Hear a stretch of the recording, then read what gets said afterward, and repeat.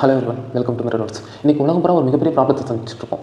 சொசைட்டியில் 3 வயசு குழந்தைங்கலேருந்து 65 வயசு பெரியவங்க வரைக்கும் விதிவிலக்கு இல்லாமல் பாரபட்சமே இல்லாமல் இந்த பாதிப்புள்ள தான் இருக்கும். அது என்ன பாதிப்புன்னு பார்த்தீங்கன்னா சோசியல் மீடியா அடிக்ஷன். இது ஒரு மறைமுகமான போதைப் பொருள் மாதிரி தான். இதில் நேரடியாகவோ மறைமுகமாகவோ நம்ம ஃபிசிக்கல் லைஃபையும் மென்டல் ஹெல்த்தையும் பாதிப்பு உள்ளாக்கப்படுத்துறது. இதனால் நம்ம கார்கனேட்டிவ் பிரெயின் அஃபெக்ட் ஆகுது. இதில் ஒரு மிகப்பெரிய பாதிப்பு உள்ளாக்கக்கூடிய சோசியல் மீடியானா டிக்டாக். ஏன்னா அது ஒரு vertical screen format only. Scientist ரிசர்ச்சில் என்ன சொல்கிறாங்கன்னா வெர்டிக்கல் ஸ்க்ரீன் ஃபார்மேட் தான் அதிகமாக சைக்காலஜிக்கலி நம்மளுக்கு அதிகமாக பாதிப்புள்ளாக்கப்படுது.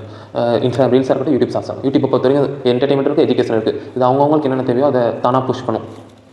இதனால் நம்மளோட ஆக்சன் ஸ்பேம் குறைஞ்சிட்டு வருது. Surface level satisfaction.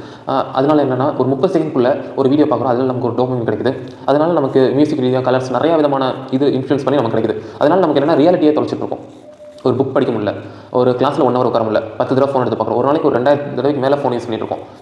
அந்த காலத்தில் பார்த்தீங்கன்னா புக் ரைட்டிங் சூப்பராக எழுதிருப்பாங்க. இப்போ சாண்டியன் புக்கெலாம் பார்த்தீங்கன்னா ஃபேண்டசி, கடல்புறா, அந்த கடலுக்குள்ளே நடக்கக்கூடியதை அவ்வளோ காட்சிகளாக நம்ம எழுத்துக்கள் வழியாக கொண்டு போயிருப்பாங்க. இப்போ எப்படின்னா அது தொலைஞ்சிட்டு இருக்கு. கண்ணில் காட்சி தோண்டிவிட்டால் கற்பனை ஓடினு ஒரு கவிதை இருக்கும். அதே மாதிரி தான் இப்போ குழந்தைங்களே எப்படின்னா ஸ்கூலில் ஃபோன் யூஸ் பண்ணியோ இல்லை லேப்டாப் டேப்ஸ் யூஸ் பண்ணி கலர்ஃபுல்லாக காட்டிட்டு இருக்காங்க.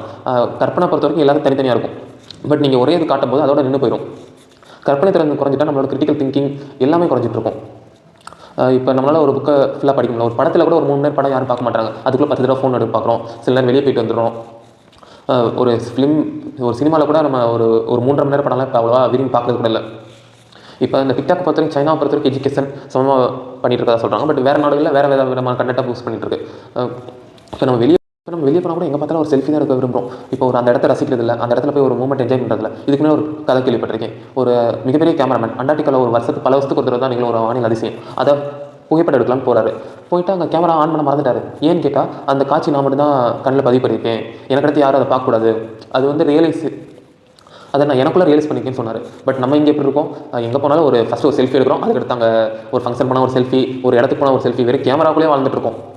அது எப்படி இருக்குன்னா எல்லா இடத்தையுமே ஒரு சினிமாட்டிக் வியூவாகவே பார்த்து நமக்குள்ளே இன்ஃப்ளூயன்ஸ் பண்ண ஆரம்பிச்சிட்டு நம்ம ஒரு உண்மையிலேயே அந்த இடத்துக்கு போனால் அந்த சந்தோஷம் கிடைக்கிறது இல்லை. நம்ம ஃபோனில் வேறு மாதிரி இருந்துச்சு, ரீல்ஸில் வேறு மாதிரி இருந்துச்சு அப்படின்னு நம்ம பார்த்து பழக ஆரம்பிச்சிட்டோம்.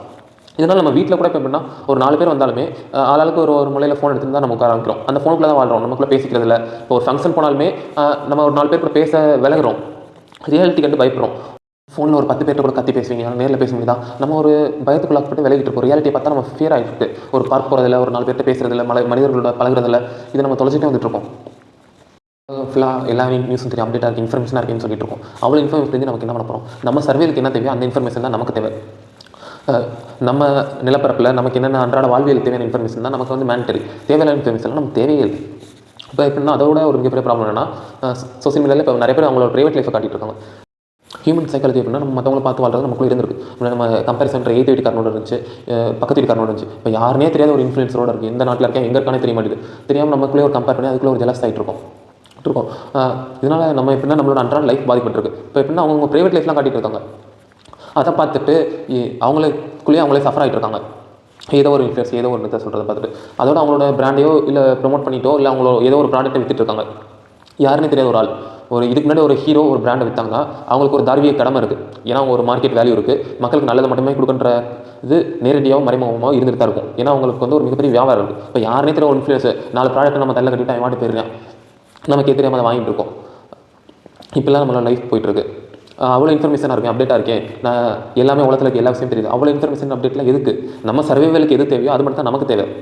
நம்ம நிலப்பரவுக்கு நமக்கு நம்ம லைஃப்பில் நாளைக்கு என்ன நடக்குதோ அதுக்கு தேவையான இன்ஃபர்மேஷன் நமக்கு இருந்தாலே போதும். ஏதோ ஒரு நாட்டில் இருக்க இன்ஃபர்மேஷன்லாம் நமக்கு தேவையே இல்லை. இதனால் எப்படின்னா நம்மளோட ஆக்கப்பூர்வமான சிந்தனைகள் பாதிப்புலாக்கப்படுது. ரியாலிட்டிக்குள்ளே வாழ்றத விட்டு விலைக்கு போயிட்டே இருக்கும். திருப்பி நம்மளை ரியாலிட்டி அடிச்சிச்சுன்னா சுத்தமாக ஃபேஸ் பண்ணவே முடியல. இதனால தான் நிறைய பேர் மன அழுத்தம், ஸ்ட்ரெஸ்ஸு, சூசைட் இதெல்லாம் அதிகமாக நடந்துட்டு இருக்குது. ஏன்னா அவங்களுக்கு என்னென்னா ரியாலிட்டியை எப்படி ஃபேஸ் பண்ணணும்னு தெரியல. ஏன்னா அவங்க பல வருஷமாக ரியாலிட்டிக்குள்ளே இல்லை, திடீர்னு ஒரு ரியாலிட்டியை பார்க்கும்போது அவங்க பயப்படுறாங்க. ஸோ நம்ம ரியாலிட்டியோட சேர்ந்து வாழ பழகுங்க, கொஞ்சம் குறைங்க. இது முழுசாக தவிர்க்க முடியாத ஒன்று தான். பட் இதை நம்ம கொஞ்சம் ஆழமான டெப்த்தான ஒரு மீனிங்கை புரிஞ்சுட்டு இருந்தால் தான் நம்மளால் லைஃப்பை வந்து லீட் பண்ணி கொண்டு போக முடியும்.